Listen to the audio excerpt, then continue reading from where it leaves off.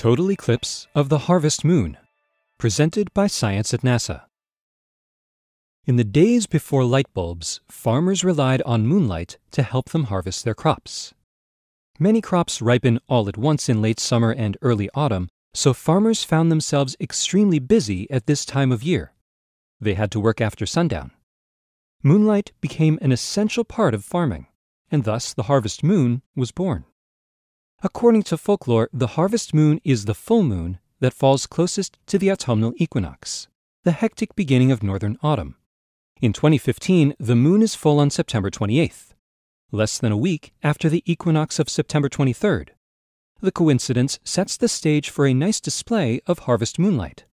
But wait, this year's harvest moon is not like the others. It's going to be eclipsed. On the night of September 27th and into the early hours of September 28th, the full moon will glide through the shadow of Earth, turning the harvest moon a golden red color akin to autumn leaves. The action begins at 9:07 p.m. Eastern Time on the evening of September 27th, when the edge of the moon first enters the amber core of Earth's shadow. For the next 3 hours and 18 minutes, Earth's shadow will move across the lunar disk. Totality begins at 10:11 p.m. Eastern Time.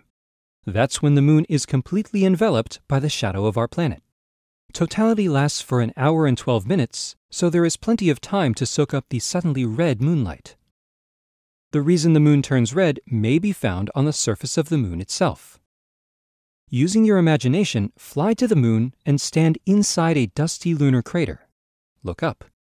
Overhead hangs Earth, night side facing you, completely hiding the sun behind it. The eclipse is underway. You might suppose that the Earth overhead would be completely dark. After all, you're looking at the night side of our planet. Instead, something amazing happens.